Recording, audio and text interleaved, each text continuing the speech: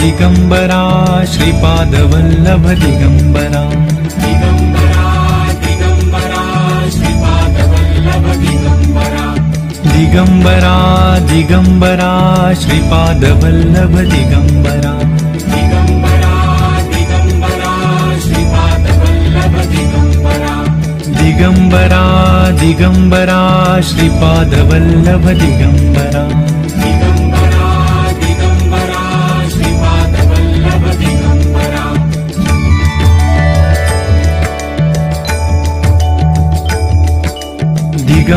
दिगंबरा दिगंबरा श्रीपादवल्लभ दिगंबरा दिगंबरा दिगंबरा श्रीपादवल्लभ दिगंबरा दिगंबरा दिगंबरा श्रीपादवल्लभ दिगंबरा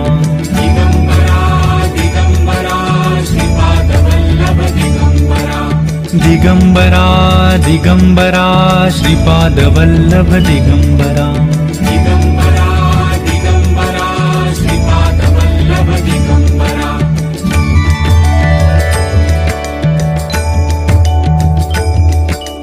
दिगंबरा दिगंबरा श्रीपादवल्लभ दिगंबरा दिगंबरा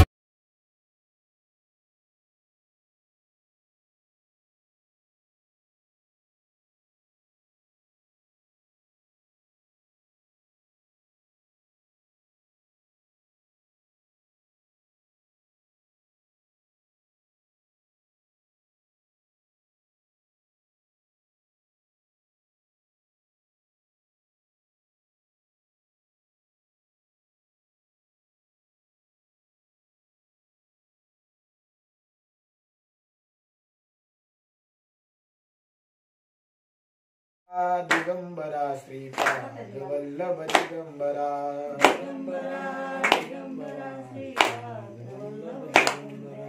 दिगंबरा दिगंबरा श्रीपादवल्लभ दिगंबरा दिगंबरा दिगंबरा श्रीपादवल्लभ दिगंबरा श्रीपादवल्लभ दिगंबरा दिगंबरा दिगंबरा श्रीपादवल्लभ दिगंबरा दिगंबरा दिगंबरा श्रीपादवल्लभ दिगंबरा दिगंबरा दिगंबरा श्रीपादवल्लभ दिगंबरा दिगंबरा दिगंबरा श्रीपादवल्लभ दिगंबरा पुंडलिकावर्ग हरि विठ्ठल श्री ज्ञानदेव तुकाराम पंढरीनाथ भगवान की माऊली ज्ञानेश्वर महाराज की जगद्गुरु संत श्री तुकाराम महाराज की जय अवधूत चिंतन श्री गुरुदेव दत्त नवनाथ महाराज की जय। आजचा अध्याय 6वा। मागच्या अध्यायामध्ये बडे बाबा म्हणजे मच्छिंद्रनाथ महाराजांनी सर्व भूतांना प्रसन्न करून घेतलं आणि साबरी विद्येला त्यांचं सहाय्य मिळावं म्हणून त्यांच्याकडून काही वचन सुद्धा मागून घेतली। मागच्या अध्यायामध्ये ते आपण सर्व बघितले। आता या अध्यायामध्ये मच्छिंद्रनाथ महाराज आणि कालीमातेचं युद्ध प्रसंग सांगितलाय। तो युद्ध प्रसंग आपण आता सर्वजण ऐकणार आहोत। श्री गणेशाय नमः। जय जयाजी क्षीराब्दिवासा शेषशाही कमलहंसा नवोद्भव शोभा कमलभासा सुखविलासा रमेशा। हे करुणानिधे दयावंता दीनबंधो दीनानाथा पुढे रसाळ कवित्व कथा बोलवी की रसनेसी। मागील अध्याय रसाळ कथन की 12 मल्हार पवित्र स्थान तेथे अष्टदैवत पिसाच्य मिळून युद्ध केले नाथासी। या परी 12 मल्हार करुणी तीर्थ कुमार दैवत करुणी कोकण स्थानात कुडाळ प्रांत आडुळ गावात येऊन या राहिला। कुठं आले? कोकणामध्ये कुडाळ प्रांतामध्ये आडुळ नावाच्या गावामध्ये आले। तो ग्रामाबाहेर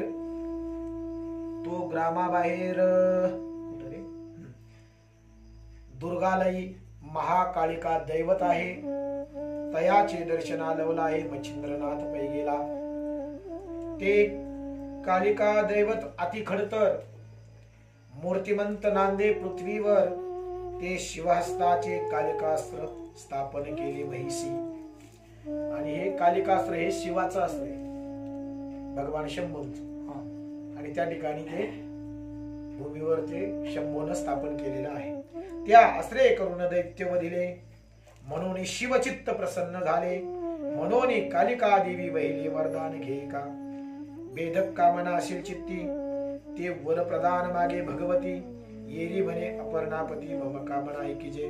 तव हस्ती मी बहुत दिवस बैसले अस्त्र समारंभास, आणि जेत धाडिले त्या कार्यास सिद्ध करून आले मी. कालिका भगवान शंभूंना म्हणते, भगवंता तू ज्या कार्यासाठी मला पाठवलं त्या कार्यासाठी मी गेले आणि ते कार्य सिद्ध करून आले. आता मी थकली.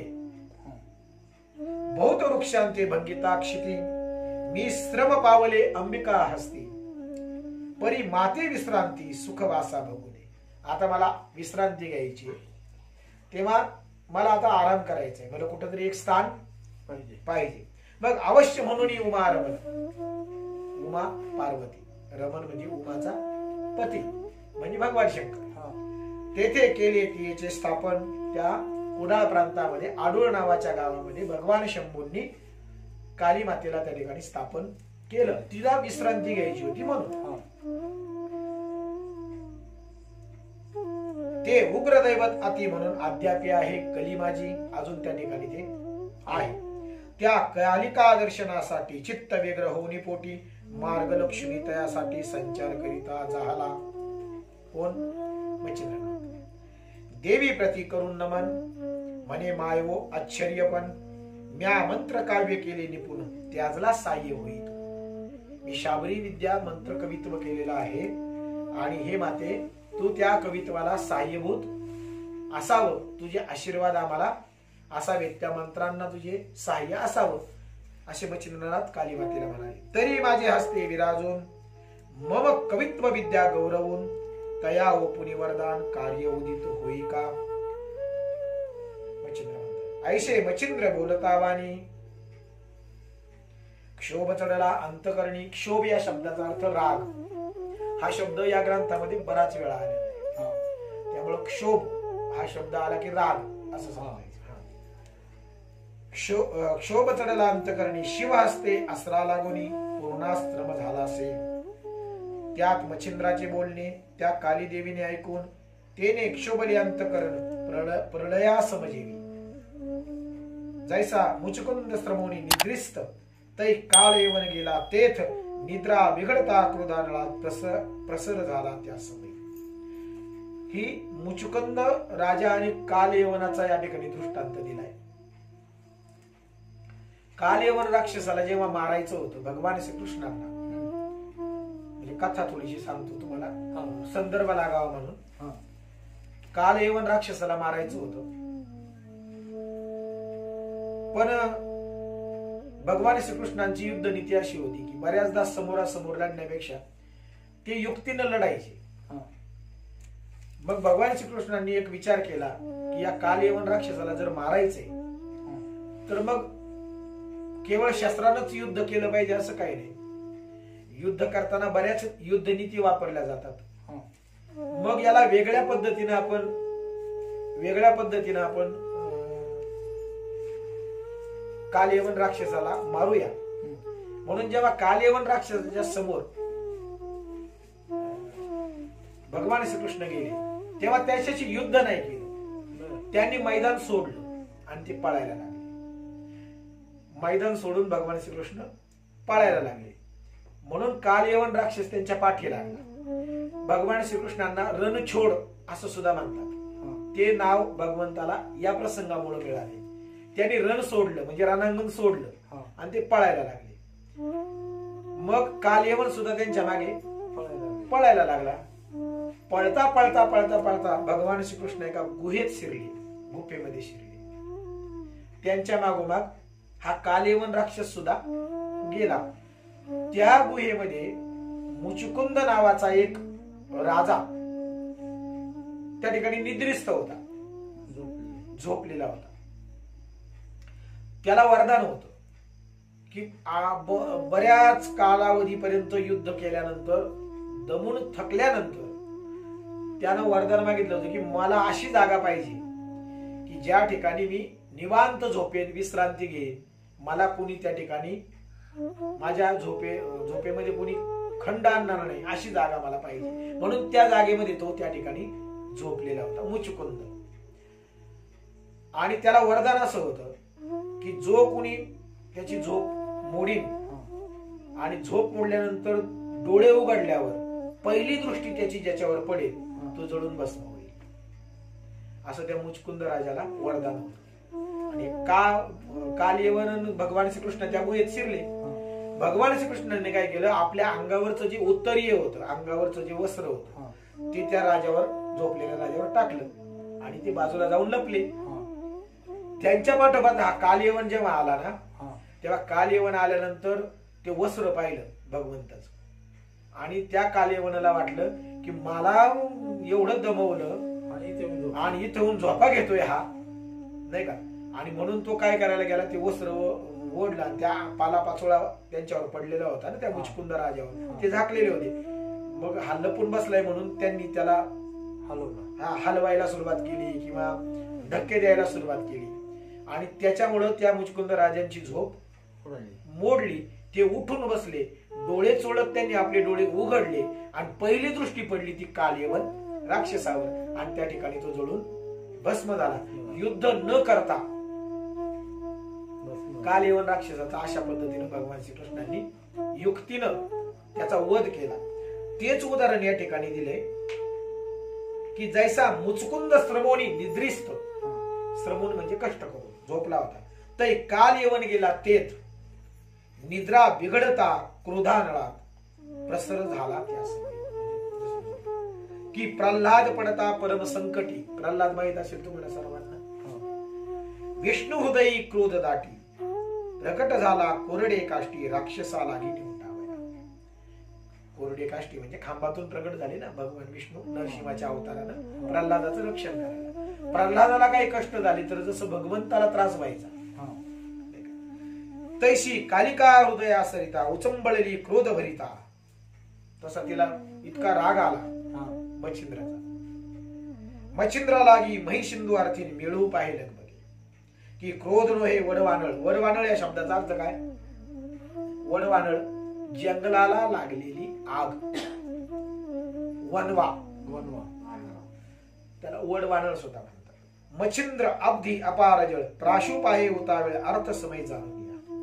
म्हणे नष्टा अनिष्टा पतिता काली माता म्हणते, मी भवपाणी श्रमले असता त्यातच माते दुःख वार्ता शिनो पहाशी पुढारा.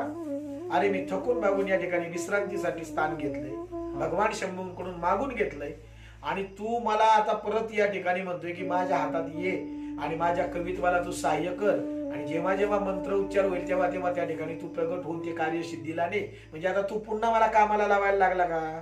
मी या ठिकाणी विश्रांतीला येऊन थांबली आणि तू मला शिनवायला आलास. तुवा कवित्व विद्या निर्मून माते मागशी वर प्रदान परी वरणो हे मजला विघ्न करू आलाशी दुर्बुद्धे. दुर्बुद्धी म्हणजे काय? मूर्खच म्हणली की मूर्खा, अरे तू विद्या कवित्व केलंय आणि त्याला वर प्रदान करण्यासाठी तू माझ्याकडे वर मागायला आलायस, पण तसं नाहीये, तू माझ्या विश्रांतीत विघ्न आणतोयस.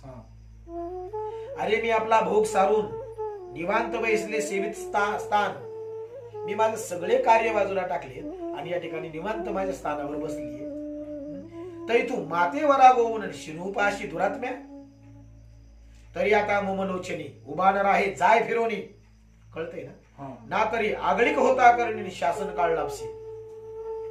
तुला शिक्षा मी करीन तू इथून जर गेला नाहीस तर. मी शिवकरीचे अस्त्र, मी भगवान शंभूच्या हातातलं अस्त्र आहे.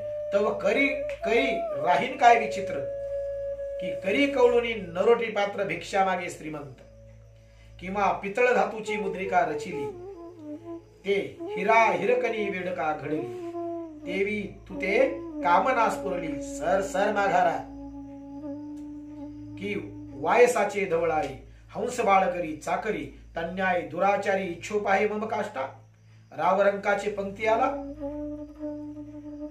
परी श्रेष्ठता त्याला की सिंधूची कुपस्थानी ठेला नांदत की आवडीने. की दीपते जाते पाहुणे वास दीपते जाते करी आस. तन्याय शक्ती असरास तव करी वसती प्रारब्धे. आला विचारिता पांडित्य पण तो अजारक्षका पुशेल कोठून. तन्याय मूर्खा जाण आलाशे येते दुरात्म्या. ती बोलतीये मच्छिंद्रनाथांना रागाने. तरी असो आता कैसे येथून जाई लपवी मुखास ना तरी जीवित्व पावशी नाश. पतंग दीप समजेवी. पतंग जसा दिव्यावर उडता उडता जळून खाक होतो. पतंग म्हणजे तो दिव्याच्या आजूबाजूला उडता तो. त्या पद्धतीनं तुझा सुद्धा आता विनाश होईल. तेव्हा तू आता इथून निघून जा. या उपरी मच्छिंद्र म्हणे देवी पतंग जळे दीपासवी. परी तैसे नो हे माझे ठाई प्रताप पाहि तरी आता. मी कमी नाही. पतंग जळतो तसा मी नाही. तुला प्रताप पाहायचाय का माझा. मग बघ आगे प्रताप जेवी पंडुसुतांनी वायुसुता ते स्मृती दावुनी. अक्षयी ध्वजी वैसोनी कीर्ती केली महिवरी. की अरुण मित्रापुढी जोड तेवी तू ते दाविन चाड तरी दत्तपुत्र विकोड जगी मिरविने बाळा. काय म्हणले ते. तुला माझा प्रताप दाखविनच तरच दत्तपुत्र म्हणून मी या जगात नाव सांगेन. देवी म्हणे भ्रष्टा परियसी. परियसी परियसी म्हणजे ऐक. कान फाडून तू आलासी. इतक्याने भयाते मज दाविशी. परी मी न भी सर्वता. तुम्हाला भीती दाखवसे पण मी तुला घाबरत नाही. हाती घेऊन करकंकन शेंदूर आलाशी भारी चर्चून. परी मी न भी इतक्यानं सर सर परत हे भ्रष्टा. अरे तुझी उत्पत्ती मज ठाऊक. काली माता मच्छिंद्राला म्हणतीये तुझं उत्पत्ती मज ठाऊक की जीवर जाण तुझा जनक. एक कोळी तुझा बाप आहे. मला तुझी उत्पत्ती माहित नाही का. तरी तू मत्स्य मीन धवणी कौतुके निर्वाह करी वा उदराचा. तू एका कोळ्याचा पोरगा आहे. मासे धरून स्वतःचं पोट भरणार आहेस तू. मला माहित नाही का. तरी तुझं अस्त्रविद्या निपुण कासाया व्हावी दारिद्र्या कारण. की अंधाचे जन्मचक्षु लावण्य सर्वथा उपयोगी दिसेना. आंधळ्याला किती सुंदर डोळे असलेला तरी त्या डोळ्यांचा त्याला काहीच उपयोग नसतो. त्या पद्धतीनं मासे धरणाऱ्या तुझ्यासारख्या एका कोळ्याला विद्येचं काहीच कारण नाही. नाही का. की बहुरूपी मिरवी तरी ते खेळापुरते निपुण. ते द्वंद्व जाळ सांभाळून व्यवहारा वाहनी आपला. अरे माते दाविशी उग्र रूप दांभिक ठका महाप्रताप. अहंकृती मनाचे पाप मना माझी मिरविका. एकमेकांचा आता वादविवाद चाललाय. तू ते वाटेल मी महार थोर की वश्य केली भूते समग्र. तैसे नोये हा व्यवहार शिवास्त्र मी असे. तुला वाटत असेल की मी फार मोठा आहे आणि मी भूत प्रसन्न करून घेतलीये. पण मी तशी नाही. मी शिवाचा अस्त्र हे लक्षात ठेव. उगवला दृष्टी करी वाकुडी पाडीन ब्रह्मांडाच्या उतरंडी. तेथे मशकात व प्रौढी किमर्थ व्यर्थ विरवावी. आणि मी ठरवलं ना तर ब्रह्मांडाच्या उतरंडी उतरून टाकेन. तू माझ्या पुढे उंदीर आहेस आणि तू मला तुझी प्रौढी सांगतोयस. काली माता म्हणते आगा मशका धडका हानी बळे तरी का पडेल मंदारचळ.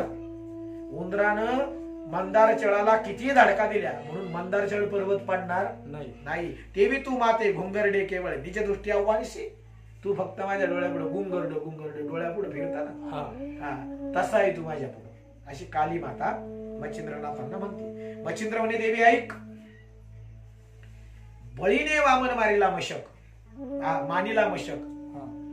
बळीराजानं वामनाला उंदरासारखंच मानलं. बळीराजा ज्यानं 100 यज्ञ केले इंद्रपद प्राप्त व्हावं म्हणून.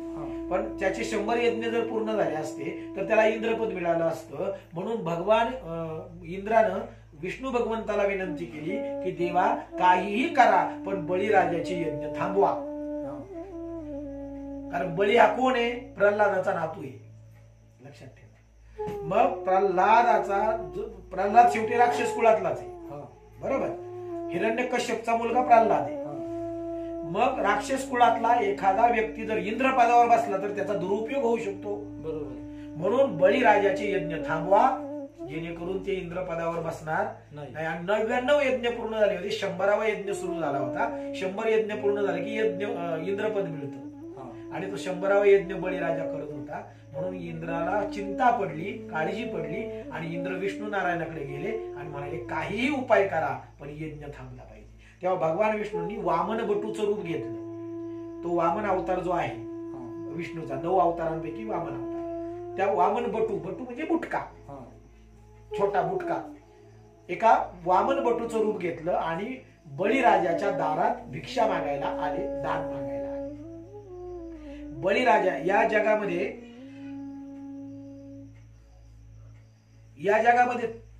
महादानी भरपूर झाले, पण काही ठराविक दानी माणसांचं नाव घेतलं जातं. त्यात इंद्र, बळी हे असे होते की यांच्याकडे कुणीही दान मागायला गेलं, काही मागितलं ना तरी त्यांनी कोणालाही परत रिकाम्या हाताने पाठवलं. बळी त्यात एक आहे. महादानी म्हणतात बळीला. त्याच्या दारातून कुणीही रिकाम्या हाताने गेलं नाही, कुणीच नाही. हे ओळखलं आणि म्हणून ते बटू वामन त्याच्या दारात, यज्ञ सुरू होता आतमध्ये, त्याच्या दारामध्ये दान मागायला आले, भिक्षा मागायला आले. द्वारपालानं आत येऊन सांगितलं की महाराज, आपल्या राजवाड्याच्या महाद्वारामध्ये एक बटू वामन आलाय आणि त्याला दान मागायचंय तुमच्याकडे. तर बळीराजा म्हणाले हा 100वा यज्ञ पूर्ण झाला की मग मी त्याला दान देईल, तोपर्यंत त्यांना थांबायला सांग. पण ते म्हणाले मी थांबणार नाही, मला आत्ताच्या आत्ता दिलं पाहिजे तरच मी घेईन, नाहीतर मी परत पुन्हा बिनमुख जाईल आणि मग तुझ्या 100 यज्ञांचा काही उपयोग होणार नाही. शेवटी तुझी आतापर्यंत जी कीर्ती आहे का, तू एक महादानी आहेस, ती कीर्ती तुझी भंग पावे. बरोबर. आणि मग आत्ताच्या आत्ता पाहिजे आणि आपल्या दारातून कोणी विनमुख जाता कामा नये म्हणून बळीराजा तो यज्ञ सोडून उठले आणि दारापर्यंत आले आणि त्यांना विचारलं की हे ब्राह्मण, काय हवंय तुम्हाला? तेव्हा त्या बटू वामनानं सांगितलं, त्याची मूर्ती छोटी होती, अशी अगदी एकदम छोटासा बुटकासा. त्या बटू वामनानं बळीराजाकडे मागितलं की मला तुझ्या मालकीची 3 पावलं जमीन पाहिजे. किती? 3 पावलं. बळीराजा काय समजला, हा एवढासा, याचं पाऊल तरी केवढं, 3 पावलं जमीन द्यायला काय हरकत आहे? म्हणले दिली, तुला जिथं पाहिजे ती मोजून घे, 3 पावलं जमीन. आणि मग त्या बटू वामनानं मोठं रूप घेतलं, भलं मोठं विराट रूप. पहिल्या पावलात पृथ्वी, दुसऱ्या पावलात स्वर्ग, आता 1 पाऊल राहिले शिल्लक. विचारलं बळीला, 3रं पाऊल कुठं ठेवू? आता जागा कुठे शिल्लक? पण एक जागा होती, बळी ज्या जागेवर उभा होता ना त्याच्या पायाखालची जागा अजून त्याच्या मालकीची होती, बळीच्या. बरोबर. बळी म्हणाला एक काम करा, आता एकच जागा शिल्लक आहे, ती म्हणजे माझ्या पायाखालची. एक काम करा, तुम्ही माझ्या डोक्यावर पाय द्या, 3रं पाऊल. आणि मग त्या बटू वामनानं बळीराजाच्या डोक्यावर पाऊल दिलं आणि त्याला पाताळात घातलं. म्हणजे काय किरकोळ समजला बळी, किरकोळ कोणाला? वामनाला. पण मग संपवला ना. तसं मच्छिंद्रनाथ म्हणताय, तुम्हाला गुंगुरुट समजत असतील, मला तू किरकोळ समजत असतील, पण एक लक्षात ठेव, बळीनं वामनाला किरकोळ समजलं, पण तोच बळी त्या वामनानं पाताळात घातला. परिणामी पाताळ लोक निज दृष्टी लागिला की नाही? ऐशी ऐकदा भद्रकाली म्हणजे काली माता, चित्त व्यवधान पडिले क्रोधानळी, मग प्रताप शिखा ज्वाळा माझारी, कवळू पाहे मच्छिंद्र. मग परम क्रोधी त्याशी बोलत काली माता म्हणे, कवन प्रताप आहे तू ते, तो मज दावी मशक येते, वामन कृत्य बळी जेवी. वामन कृत्याबद्दल मला सांगू नको, तुझा प्रताप काय तो मला आता दाखवतो. मच्छिंद्र म्हणे, बहुयुद्धासी मिरवली शिवकार्याशी, ते मज दावी हरणीशी परीक्षा घेईन मी तुझी. आता भगवान शंकराच्या अनेक कार्यांमध्ये तू सहभागी होती आणि तू अनेक कार्य भगवान शंकराची केलेली आहेत. आता मला तू दाखवच तुझा प्रताप काय. आगा तरु वाढला गगनचुंबित, परी वातास्त्रे उचंबळत. झाड किती मोठं असलं ना तरी वादळा पुढे त्याचा टिकाव लागत नाही. देवी तू ते तोची पंथ आज दृष्टी पडेल, तू किती मोठी असली ना हा. तरी आज हे वादळ तुला तुझी जागा दाखवून दे. आगे बहु जिंकले समारंगणी, लय जिंकले असतील युद्धामध्ये. अभिमान नग वाढविला त्यांनी, परी प्रारब्ध योगे करून छिन्न भिन्न होईल तो. ऐशी ऐकता भद्रकाली देती झाली सिंह आरोळी, सिंहासारखी गरजली. प्रगट होता अंतराळीन ब्रह्मांड तेथे उजळली. झाली प्रगट, प्रत्यक्ष प्रगट झाली त्या ठिकाणी. काली मात्र जो तुम्ही फोटो पाहिला असेल की अकराळ विकराळच काली माता. शब्द करी आती आचाट की सहस्त्र विजूंचा कडकडाट. शब्द लक्षात येते ना की अनंत अर्क उदयात मही लागी विरवला. ते भद्रकाली अस्त्रपूर्ण येरी अस्त्र नव्हे ते समय प्रदान की देवदानवांचे मरण मही लागी मिरवत असे. ते अस्त्र नव्हतं, म्हणजे देवदानवांचं एक प्रकारचं मरणच होत. ते अस्त्र नव्हे बोलता वाणी की माया प्रलयींचा उदिताग्नी सकळा शांतवनी शून्यवदनी भक्षुनी राहे पंचभूता. ऐशी ते सकळ पूर्ण की वासव शक्तीची भगिनी दारुण पाहती झाली ऊर्ध्वगमन तेजपुंज मिरवणी. जव शब्द करिता अति अचाट खचुनी पडती गिरी कपाट वनचर पळता न मिळे वाट ठाई ठाई तडतात. ती प्रगट झाल्यावर सगळीकडे हाहाकार माजला. पशु पक्षी इतरत्र इकडं तिकडं पळायला लागले भीतीनं, नाही का. अष्टदिग्गज अष्टदिग्पाळ परम हडबडले शब्द तुंबळ अति थडथडाट कापे केवळ मही लागी मिरवत असे. हेलावले समुद्र जळ हलावले सप्त पाताळ मही म्हणे मी रसातळ पाहिनसे वाटत असे. उरगनाथ सहस्त्रपणी तोही उचली स्वमूर्ध्वनी वाहू पाहे सकळावनी रसातळ भोगाते. ऐकोनी सबळ गडगडात वराह दंत सावरी नेटे कुरुम पृष्टी आपली हाटे मही लागी देत असे. ऐशे दाही दिशा झाले मानव दानव सर्व गळाले सगळे घाबरून गेले. विकार करून प्रगट वहिले मही लागी मिरवत असे. सकळ झाली या हडबडाट देव दचकले स्वर्गपीठ. ती जागी झाल्यावर म्हणजे काली प्रगट झाल्यावर एवढं सगळं घडले. सोडवणे राहुनी विमानपेठ अंतराळी मिरवती. विमान घेऊन आले ते युद्ध पाहिलं आता काय होतं काय नाही. अंतराळी कडकडाट करिता बोले मच्छिंद्रा नेट म्हणे घाला येत तशी आचाट जीवित रक्षी जोगड्या. मच्छिंद्राला म्हणाले आता तुझं मरण आलंय, आता स्वतःचं रक्षण कर. तुवा व्यर्थ केली रडी उगाचच बडबड केली म्हणे. आता महीची होईल रांगोळी तरी तू स्वगुरु येणे काळी स्मरणात मिरवी का. आता तुझी रांगोळी केल्याशिवाय राहणार नाही. आता तू तुझ्या गुरुचं स्मरण कर. तू संपला.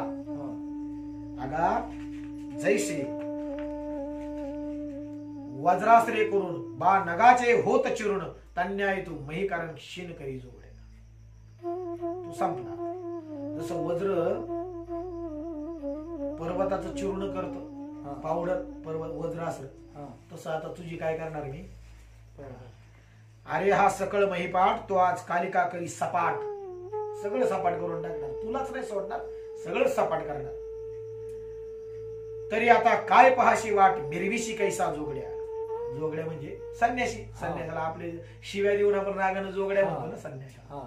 तसं की धरा सबळती आंदोळली यावरी तळी भद्रकाली तरी मच्छिंद्र धान्याची पेष्टवळी आता मिरवीन जोगड्या. मच्छिंद्र म्हणे बोल शिवानी गडबड करू नको.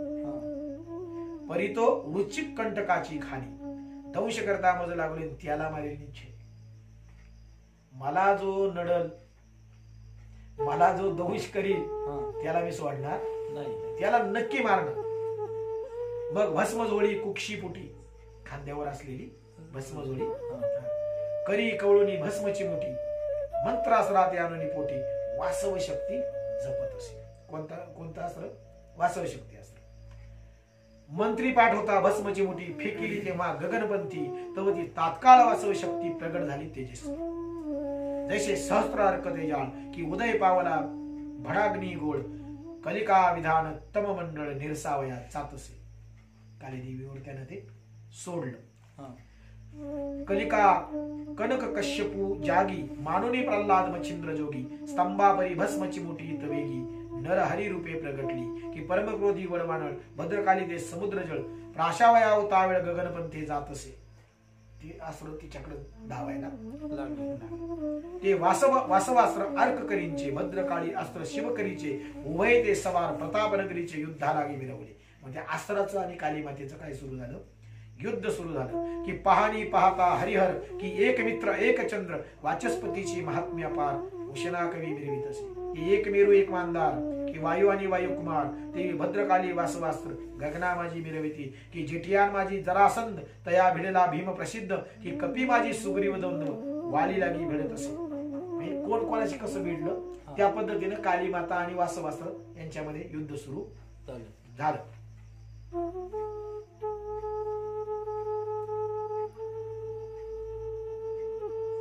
तन्याय उभय शक्ती युद्धा मिसळलेल्या गगनपंथी लोंबी झोंबी प्राणरहितीन करू पाहती एकमेका. मग तो एकची दंदनाट झाला सबळ ब्रह्मांड स्फोट. विमानी पळविली देवता वाट चुकारपणी मिरवत असे. ते देव पाहायला आले होते ना विमानात बसून. हा जेव्हा कडकडाट झाला दंदनाट झाला मंडळी विमान घेऊन पळायला लागली. लपले जाऊन म्हटले आपलंच काही खरं नाही या युद्धात. दोन्ही अस्त्रे बळवंत. एक शिवाचा अस्त्र काली आणि एक मच्छिंद्रांचा अस्त्र वासवास्त्र. दोन्ही बळवंत. एकमेका ते प्रहार करीत जेने प्रहारे भयाभीत दाही दिशातही होती. लक्षात येते ना. परी ती काली अस्त्र दैवत. तिने ग्रासीने वासवू शकते. तिने ती वासवू शकते अस्त्र गिळून घेतलं. काली आहे ना ती. मग अतिक्रूर होऊन उन्मत्त मच्छिंद्रावरी चालली. गिळलं तिने ते अस्त्र. ते पाहून मच्छिंद्रनाथ करी कवळी भस्मची मुठी. मग एकादश शस्त्रात रुद्र मंत्र प्रयोगी स्मरत असे. कोणता मंत्र? रुद्र मंत्र. जेणेकरून एकादश रुद्र प्रकट झाले महाभद्र. तेज पुंज नक्षत्र चंद्र कालिकास्त्रा मिरवले. ते महाप्रलयकार भयंकर रूपी आणि वा. ते पाहताची कालिकास्त्र सोक्ती लागी प्रवर्तली. सकळा करुणी नमना नमन स्तुतीस वाढून खालून रत्न परम भक्त सोक्तीचे कारण शृंगाली रे रुद्राते. आता ते रुद्र म्हणल्यावर ते रुद्राच्या हातातलंच अस्त्र आहे काली माता. ते अस्त्र प्रकट झाल्यानंतर तिनं त्याची स्तुती करायला सुरुवात केली त्या अस्त्राची रुद्राची. आणि स्तुती करायला केल्यामुळे ते रुद्रास्त्र प्रसन्न झालं आणि कोणतीही हानी न करता ते शांत झालं. ते नवरत्नांचा सुगम शृंगार भूषणी मिरविता एकादश रुद्र शांत होऊन महाभद्र आईल रूपी पावले. ते पुन्हा माघारी ते पाहुणी मच्छिंद्रनाथ वज्रास्त्र त्वरे पेरली. कोणतं टाकलं आता? वज्रास्त्र. तया साह्य धुमास्त्र. धुमास्त्र म्हणजे धुराचा अस्त्र. धूर धोक. वज्रास्त्र टाकलं त्याच्या मागोमाग धुमास्त्र टाकलं. महांता देवी मिरवत असे. तेने करुणी धुमधुमाकार मावळला मित्र तारा चंद्र. तो धूर सगळीकडे पसरल्यामुळे सगळा अंधार झाला. तया संधित वज्रास्त्र निजमस्तकी भेदित असे. आणि त्या अंधारातच ते वज्रास्त्र तिच्या माथीवर जाऊन आदळलं काली मातेच्या. कारण तिला दिसलं नाही त्या धुरामुळे ते अस्त्र वज्रास्त्र दिसलं नाही. वज्रास्त्राच्या मागोमाग त्यांनी धुमास्त्र सोडलं ना. ते धुरामध्ये ते वज्रास्त्र तिला दिसलं नाही आणि ते तिच्या माथी जाऊन आदळलं. परी ती चपळ कालिका देवी. वज्रास्त्र धरले तिनं पायी. वज्र सुद्धा तिनं पायाशी धरलं. आपटी ती झाली शैलाद्रीमही उत्तर दिशे कारण. शैल पर्वतावरती फिरवून आपण त्या पर्वताची दोन भाग झाले. तेने घाये शैलाद्री पर्वत निम्मा चूर झाला नेमस्त. पर्वतच चुरा झाला आहे पर्वताचा. ती साक्ष अद्यापी हिंदुस्थानात. ते अजूनही तो पर्वत चुरा झालेला आहे. दोन भाग झालेले. ती साक्ष अजूनही आहे. सह्याद्री पर्वत नशेची. तुकडे तुकडे झाले. हा सह्याद्री पर्वत. हा कोणता पर्वत आहे? त्याला शैलाद्री पहिलं नाव आहे. सैलाद्री. त्याचं नंतर सह्याद्री झालं. आणि ती तुकडे तुकडे त्या आश्रमामुळे झाले. चूर झालेले. हा एक संघ नाहीये सह्याद्री. अखंड नाही. आलं लक्षात? याचे तुकडे तुकडे असे डोंगर हे त्याच्यामुळे झालेले. हे लक्षात. तिला वज्र आपटले. रामेश्वरापासून नेमस्त आणि गुर्जर देशापर्यंत. रामेश्वरापासून गुर्जर देश म्हणजे गुजरात पर्यंत किनारपट्टी. सह्याद्री पर्वतच आहे सगळा. समुद्र किनारपट्टी. महाद्री आहे नांदत पहिले नसे महाराजा. असो आयशे वज्रास्त्र सरले आणि धुमास्त्र ते गिळले.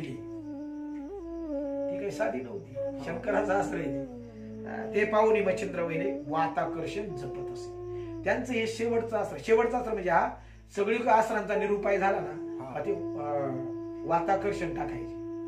जेणेकरून वात किंवा ओढला जाईल किंवा नसा अनेक ते सबळ वाताकर्षण लाभले होते मच्छिंद्रा कारणे जे शुक्र मंत्र प्रदान संजीवनी लादली की वशिष्ठाधीन झाला लाभ की त्याने विष्णूचे सुदर्शन मिळाले स्वयंभ ते विदेत सुक्तिका गर्भ सुक्तास्त्र मिळाले की यमालागी यमन लाभ की ते विष्णूचे सुदर्शन मिळाले स्वयंभ ते विदेत सुक्तिका गर्भ सुक्तास्त्र मिळाले की यमालागी यमन साधले की दमालागी दमन लादले तेवी युक्ती मच्छिंद्र शोभले देत सुक्तिका रत्न मिरवले ते आश्र कसं मिळालं मच्छिंद्राला ते आपल्याला माहिती आहे. हे जसं भगवान श्रीकृष्णांचं सुदर्शन त्याच्यापुढे उपाय नाही. बरोबर आहे. शंकराचा त्रिशूळ उपाय नाही. तसं नाथांचं वाताकर्षण त्याच्या पुढे कोणी असो त्याला उत्तर नाही. की वज्रास्त्र चक्र विराजमान की देवता लाभले अमृतपान तेवी दत्ताने सुक्तिका रत्न मच्छिंद्रा ते मिरविले. भगवान दत्तात्रयाने दिलेले रत्नात मंत्रावळी. म्हणून मी आधी सुरुवातीला म्हटलं होतं की दोन नाथांकडे 2-3 नाथांकडे ही मंत्रशक्ती. एक मच्छिंद्रनाथाकडे होती, जालिंद्रनाथांकडे होती आणि दत्तप्रभूंकडे ही वाताकर्षण शक्ती. रत्नांत मंत्रावळी देत कृपेची वरदवाळी भस्मची मोठी योजनेच्या काळी प्रेक्षिता झाला मच्छिंद्र. वाताकर्षण सोडलं काली मातेवर तेव्हा ते मंत्रास्त्र गुप्त आणि ते डोळ्यांनी दिसत नव्हतं. ते गुप्तपणे संचार करायचं शरीरात. वाताकर्षण आहे ना त्याच्यामुळे कालिका देवीवर वाहत प्रवेश होताची वात कुंठीत सकळ देहाचा पै झाला. तिच्या शरीरामध्ये गुप्तपणे ते शिरलं आणि शिरल्यानंतर तिचा वात शरीरातला जे आहे तो कुंठित व्हायला सुरुवात झाली. तेने देवी विकळ झाली गगनाहुनी आदळली. भयान रूप असेल ना तिचं. ती एकदम खाली कोसळली. तेने धाये अति व्यापिली केविले दिशी मूर्छे. तिला मूर्छा आली. परी मही पडता ऐशे वाटले की मेरू मांदार कोसळले. मेरू मांदारासारखे पर्वत एकदम कोसळले की काय असं वाटलं. एकदम धान दिशी ते तेने प्रहारे पर्वत भंगले तरू झाली रांगोळी. तिच्या त्या खाली पडण्यामुळे कितीतरी पर्वत भंगले आणि तरू वृक्ष सुद्धा त्या वृक्षांची सुद्धा रांगोळी झाली. म्हणजे पावडर होऊन गेली. चुरा चुरा झाला. कित्येक सावजे झाली चूर्ण. काही पळती रानोरान धचका पावती समुच्चय जन देव दानव विस्मित. नुसतं पडण्यामुळे एवढा गोळ झाला. असो तो आवरण अवस्था मै निचेष्टित झाली माता. कोसळली आणि निचेष्टित म्हणजे शांत पडले. श्वेत नयनी विकळ देह असता. डोळे पांढरे झाले. देहाची अवस्था विकळ झाली. अवस्थेत मिरवली प्राणारहित होऊन पाहे मग वेगी स्मरला उमार आहे. तिच्या प्राणावर आल्यानंतर तिनं कोणाचं स्मरण केलं? भगवान शंकराचं स्मरण केलं. ते वाघभट धावून तरुण पाय जाऊन पोहोचला कैलासा. तिचा तो आवाज कैलासापर्यंत जाऊन पोहोचला भगवान शंभू पर्यंत. जाताची श्रवणद्वारी वाघवाट सावध होय कैलासनाथा की शिवकरीचे कलिकास्त्राचार संकटात पडले. तो हृदय पाहे विचारून. मग शंभू महादेवाने सुद्धा आपल्या हृदयामध्ये बघितलं काय नेमकं घडले. मच्छिंद्रनाथाचे झाले आगमन. मग नंदिकेश्वरी सिद्ध होऊन तया ठाई पाहिले. नंदीवर बसून भगवान शंभू त्या ठिकाणी आले. येताची देखे मच्छिंद्रनाथ धावणी लंबेगी अति त्वरित चरण कमळी कामनातीत मूर्ध कमळ अर्पित. शंभू महादेवाच्या पायावर डोकं ठेवलं. शिव उतरोनी नंदिकेश्वरी भाऊके कवळीला दशम करी भेटोनी हृदय प्रेमलहरी आवळूनी धरीत असे. म्हणजे मिठी मारली म्हणे तानुल्या अति थोर.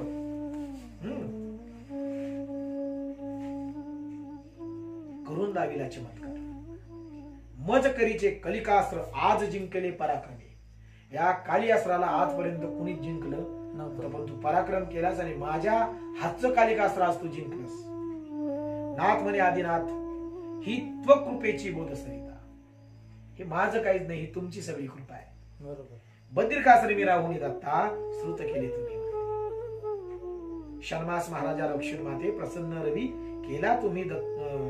प्रसन्न रवी केला तुम्ही बोध सरिते. बद्रिकाश्रय माफ करा. शर्मास महाराजा रक्षणी माते प्रसन्न रवी केला तुम्ही दत्त. त्या प्रसन्न कुळाचे उदित माते उपेली कृपेने. शिव म्हणे वा असतो आता असू दे सावध करी कालिका देवता. नाथ म्हणे वरद असताना मम मवळी स्पर्शा. तसं मी सावध नाही करणार. तिनं मला वर दिला पाहिजे, माझ्या कवित्वाला तिनं सहाय्य केलं पाहिजे. त्याच्यासाठी जर एवढं युद्ध झाले, हे जर मला वचन मिळत असेल तर मी तिला सावध करतो. माझे मागणे आहे किंचित, फार मोठं मागत नाही. देवनी स्वामींनी करावे स्तोत्र. जैसा संजीवनी ते अर्थ शुक्र कथा फळला असे, मग सिद्ध सर्वेश वरद मौळी म्हणे कोण कामना उचित झाली.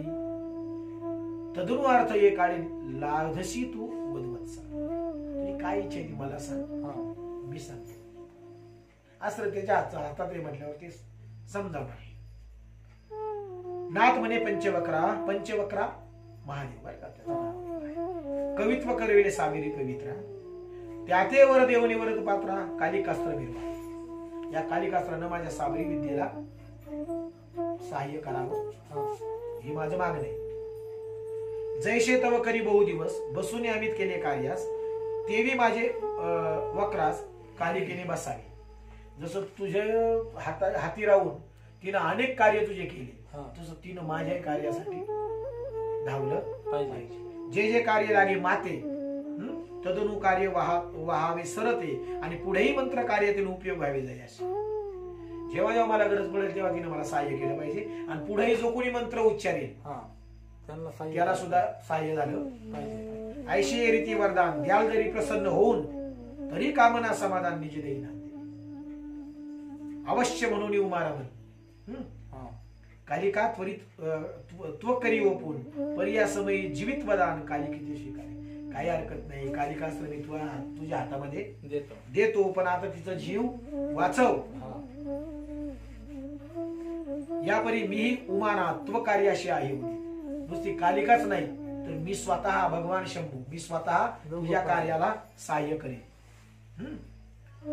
ऐशे म्हणून करतळी त्वरित भाष्य घेतली मच्छिंद्रे. म्हणजे काय, हातात हात घेऊन वचन घेतलं. मग चरणी माथा ठेवून भस्मची मुठी घेऊन वातास्त्र मंत्र आकर्षण जपुनी बोलत असे वैखरी मंत्र वाताकर्षण मागे घेतलं. पूर्ण पाठ वैखरीशी होता भस्मची मुठी फेकी तत्वता तेने हदगत होऊन सर्वता. कालिका देवी उठली, उठून बैसली सावध होऊनी, दाई दिशा पाही निहाळूनी. नेमकं काय झालं माझ्या बाबतीत नाही का. तो अकस्मात शूळपाणीने आपली दृष्टी दिसला. शूळपाणी म्हणजे भगवान शंकर. तिनं पाहिला भगवान शंकर. मग लगबग येऊन त्वरित शिवपदी मौळी सज्ज करीत शंकराच्या पायावर तिनं डोकं ठेवलं. म्हणे महाराजा आदिनाथ आजी जीवित्व आदिले, आज तुझ्यामुळे मी वाचले. म्हणे जैसे होय सर्पसत्रास तोही मिरवला अस्तिक न्यास. जसं सर्पसत्रात आस्तिक ऋषी आले नागवंश वाचवला, तसं देवा तू धावला म्हणून मी आज वाचले. तेवी आज मम प्राणास रक्षिता झाला आदिनाथा, की भस्मसुराच्या पवनवाती आपण पडिता होता व्यावृत्ती. तेथे रक्षणे विष्णुमूर्ती कृपा पात्री मिरवली, की शक्तिघाते सुमित्रा असुत पुढे होता रघुनाथ, विकट होता हनुमंत प्रसन्न त्याते झालासी, की प्रल्हादाच्या कैवाराशी नरहरी धावला ती उद्देशी. तन्यायास तुझ मजपाशी मिरवलाशी, की कृपेने ऐशे म्हणून कालिका देवी वारंवार लागे पायी. या उपरी म्हणे दक्ष जावाई. दक्ष जावाई म्हणजे कोण, शंकर बर का. पार्वती ही दक्ष राजाची मुलगी, दक्षाची, म्हणून त्याला दक्ष जावाई म्हणतात शंकर. मम मागणी आहे एक, अजून काय म्हणतात. देशील जरी कृपा करून तरी तुझ देईन नागरत्न. देवी म्हणे उमारमन अर्थ कोणता बोलावा. शिव म्हणे बहु दिवस मम करी विराजलीस. कालिका मातेला भगवान शंभू म्हणतात. तू बरेच दिवस माझ्या कार्यासाठी धावलीस, माझ्या हाती राहिलीस. आता येऊन मच्छिंद्र दास जगोपकारी बसा. आता इथून पुढे तू मच्छिंद्राचा दास म्हणून जगाच्या उपकारासाठी त्याच्या हातात राहावं. मच्छिंद्रनाथांच्या बरोबर हेची मागणी माझी आहे. भगवान शंभू कालिकेला म्हणतात. तुवा कृपा करून मज द्यावी. हे वचन ऐकून महामाय गदगदा हसली. म्हणे महाराजा पायापाशी मी म्हणविते तुमची दाशी. ती का असली, मीच तुमची दाशी. तुम्ही माझ्याकडे काय विनंती करताय. मी तुमच्या पायाची दाशी, तुम्ही नाही मला विनंती करायची. इतके गुहे धरून मानसी दान मागता. हे काय, मालकानं नोकराकडे दान मागायचं नसतं, नोकरानं दान मागायचं असतं मालकाकडे. तुम्हाला हे शोभत नाही का? हा. जिकडे जाणार तिकडे जाईल. बरोबर. मी तुमच्या पायाची दाशी, तुम्ही जिकडे पाठवाल तिकडं जाईल. जाईल. तुमची आज्ञा मज प्रमाण. इतके गुह्य धरोनी दान म्हणणे आमची थी. तुम्ही दान मागणं योग्य नाही. तुम्ही सांगाल तिकडे मी जायला तयार आहे. तुम्ही आज सांगाल ते कार्य करायला तयार आहे. जैसा वाचस्पती ज्ञानचाळ अजारक्षका पुषे कोड तन्याय माझी अपाड जलपाशी की महाराजा की उड्डाण कराव्यार्थी गोलांगुळा स्तवी मारुती तन्याय मम प्रयुक्ती जलप्रता की महाराजा की पियुष मृत्यू निवारणास स्तविता झाला बळीरस की टक्याकरिता महापरीस विनवी तसे धनाढ्या तन्याय संपलं एवढंच पाहताय.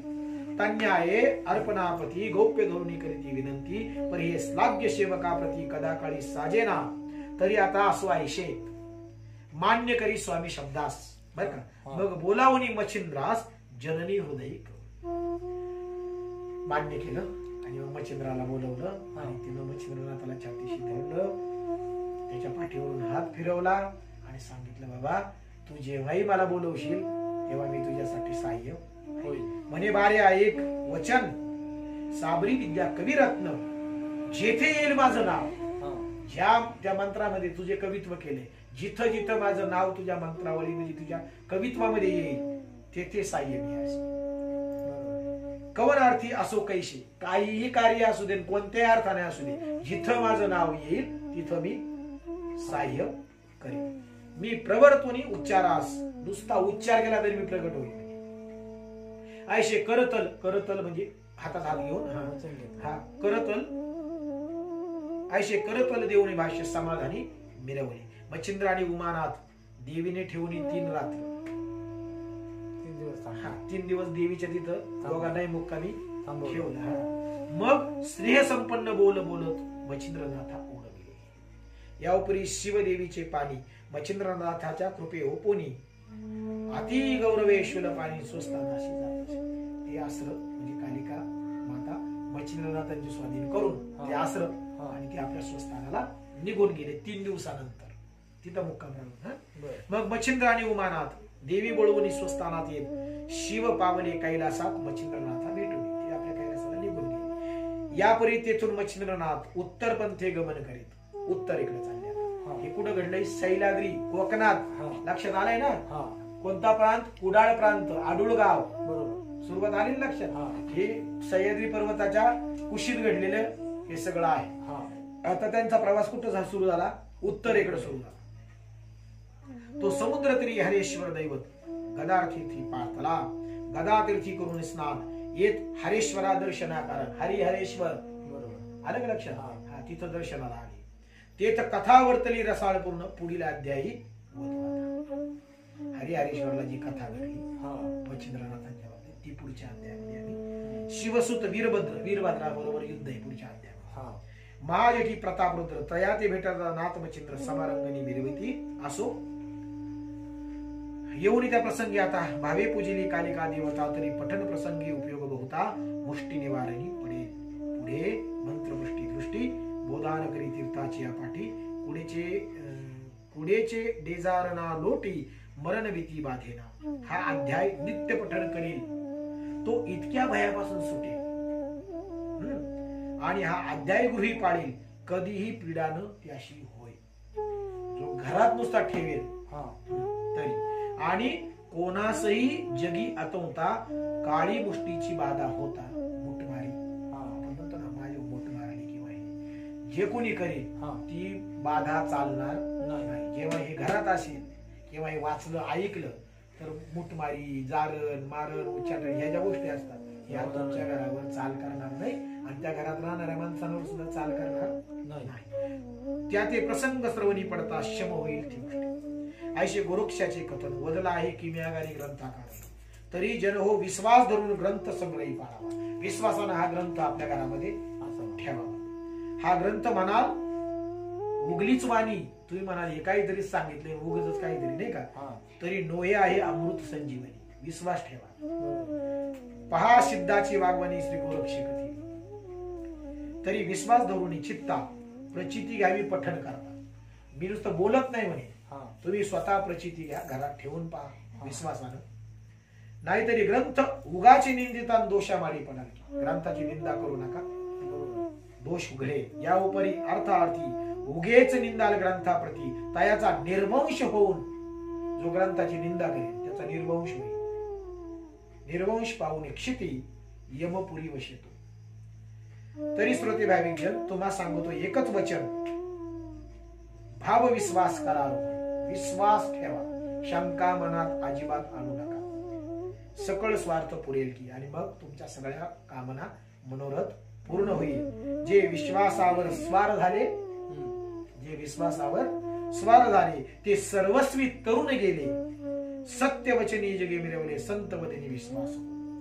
तरी जगा माझी दंडी सूत मारून हरीच्या वंशात विश्वासे झाला ब्रह्मी व्यक्त संत पदी भावात. स्वस्ति श्री भक्ती कथा असा समंत वृक्ष काव्य किमी आगार सदा परिशुद्ध भाविके चतुर. षष्टाध्याय गोडा श्रीकृष्णार्पणमस्तु. शुभं भवतु. पुंडलिकावरदे हरि विठ्ठल श्री ज्ञानदेव तुकाराम पंढरीनाथ भगवान की जय. माऊली ज्ञानेश्वर महाराज की जय. जगद्गुरु तुकाराम महाराज की जय. अवधूत चिंतन श्री गुरुदेव दत्त नवनाथ महाराज की जय. या अध्यायाच्या पठनानं शत्रू मोहित होईल, त्याच्या मनातील कपट जाऊन तो मित्र होईल आणि बाहेरची बाधा संपून घरामध्ये सुख शांती नांदेल.